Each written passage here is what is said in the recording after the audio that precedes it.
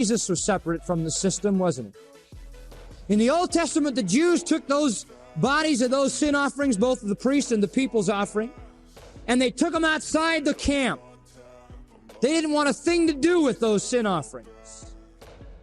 They separated them from themselves. Jesus did the same thing. The system didn't want Jesus either. They threw him out.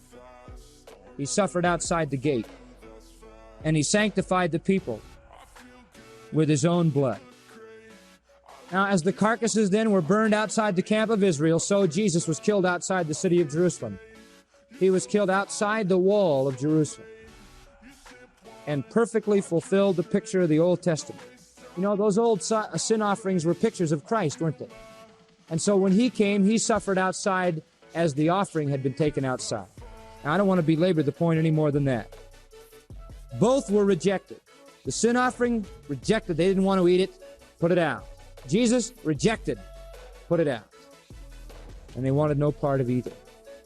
And so, he brings the point down to verse 13. Let us go, therefore, unto him outside the camp, bearing his reproach. For we have no continuing city, but we seek one to come. Let's us separate from the system as well. We Jews have an altar then, and in it there's a sacrifice which nobody can eat. The bodies are rejected, taken out of the city, and burned. Jesus, the true sin offering, also was rejected by the system, though for a different reason. He's not pushing the analogy. He's simply saying this is like Jesus, who was also suffering outside the city. And of course, there are many differences. You can't push it, as I said, because the animal was killed already before it was taken out. Christ died outside. And Jesus was so willing to go, he was willing that he might sanctify the people with his own blood.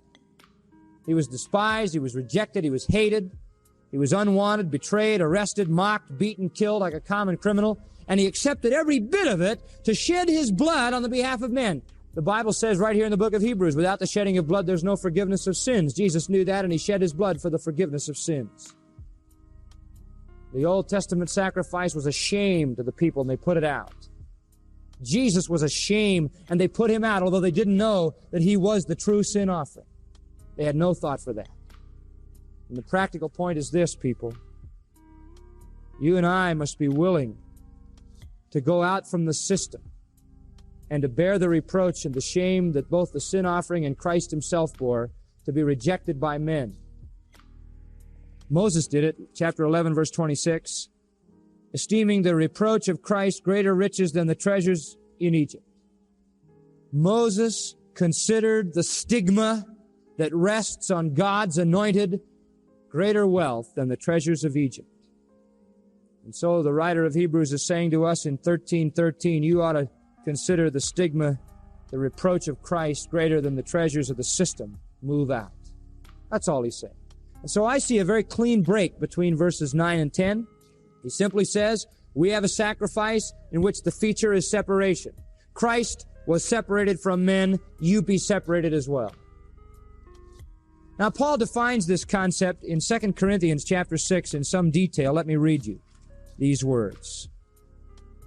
Be ye not unequally yoked together with unbelievers. For what fellowship hath righteousness with unrighteousness, and what communion hath light with darkness? And what concord has Christ with Belial or Satan? What part hath he that believes with an unbeliever? What agreement has the temple of God with idols? Paul says you have nothing to do with the system. You're different.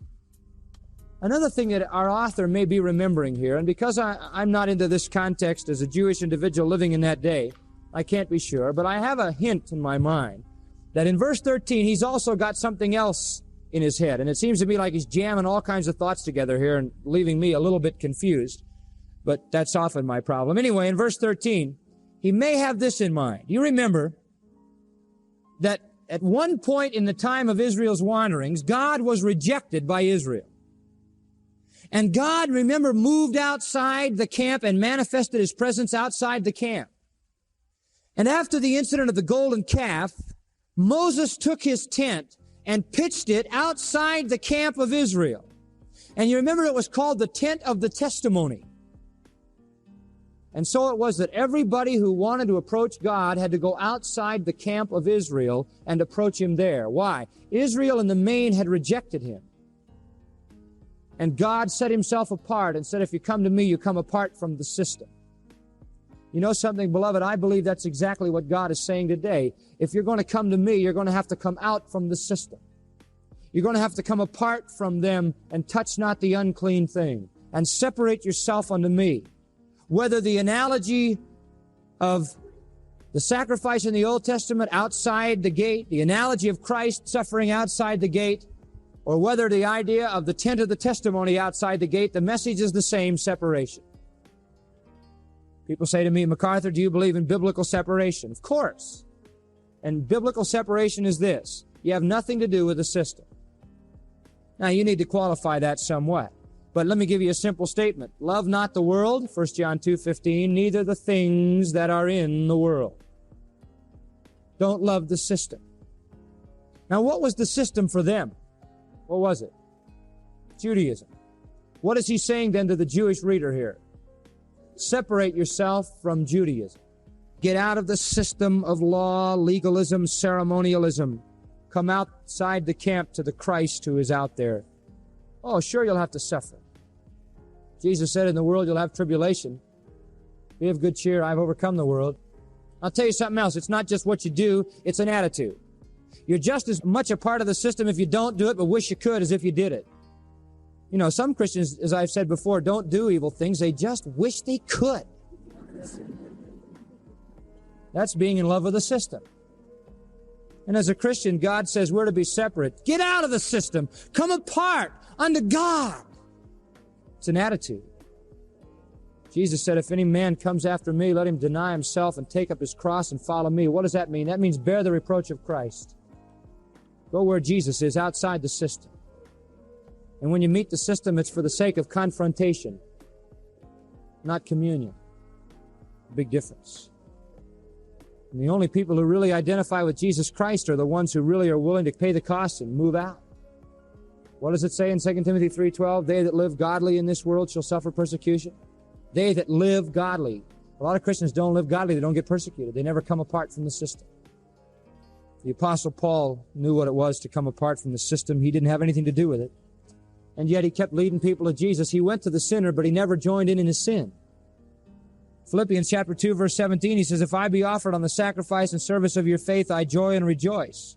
Chapter 3, verse 10, I want to know the fellowship of his sufferings. He says, I'm willing to come all the way out there and be a sacrifice and know the sufferings of Christ in my own life, just to be separate from the system. Because if I live that kind of life, you're going to see me and you're